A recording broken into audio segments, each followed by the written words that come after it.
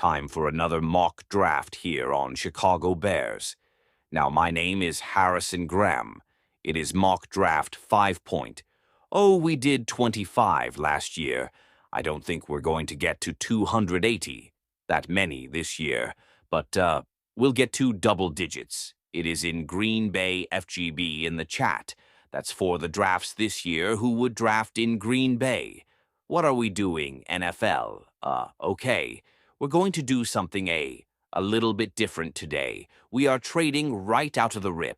We are going to feed off the news cycle. Myles Garrett requesting a trade. This MCK draft features the Bears trading for Myles Garrett just to capitalize on that and just kind of work that in here and just to mix it up. Why not? Let's have fun. Myles Garrett to the Bears, a 4th-round pick this year.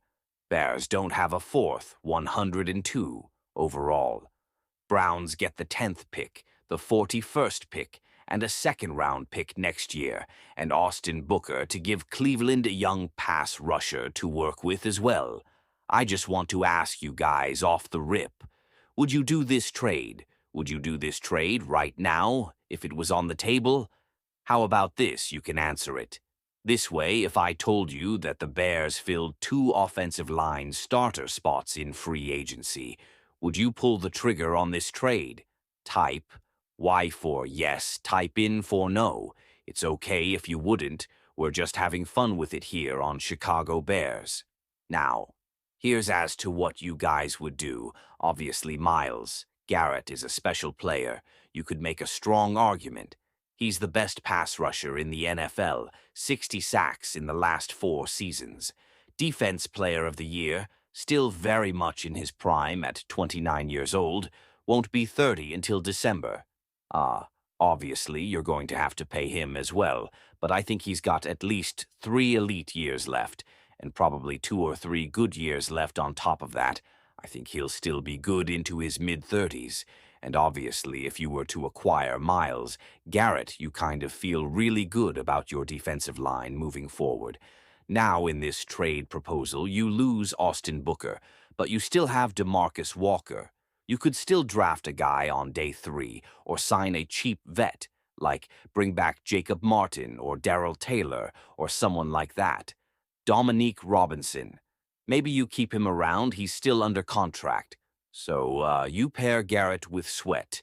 You're feeling pretty damn good about yourself. And then Billings Dexter in the interior, add a 3rd defensive tackle, and all of a sudden your defensive line goes from a below-average unit to one of the better ones in the league. Potentially, now like I said, a minute ago I would need to see free agency first. Like I actually think it would be unwise if the Bears pulled the trigger on this trade before free agency. But again, if you were to acquire 2 starting offensive linemen in free agency, then I become more comfortable trading a couple premium picks between this year and next year in the NFL draft, at least to consider doing that for Myles Garrett. So that's kind of my take on it. Just wanted to sprinkle it in. I get. Not everybody wants to do this. I'm not even dying to do it. I'm just, we're having fun, capitalizing it being on in the news cycle. Okay? Well, I want to get some of those picks back, so I'm going to trade back from 41 with the Texans. I'll pick up 57 and 89, so move down 16 spots. Pick up a 3rd in the process. So now I have a good amount of picks here in this range moving forward. So round 2. Pick number 57, that is Aireontae Ersery, the left tackle out of Minnesota. That is who I select here with this round 2 selection after trading down. This guy's pretty interesting to me. Now his foot speed is average, I would say, so that's probably the biggest weakness here. But he definitely has a stronger anchor than a guy like Braxton Jones. He's physical 3-year starter, has graded out very well, playing in the Big Ten against really, really good pass rushers, obviously. And I like what I saw at the Senior Bowl, and I like the measurables that I saw.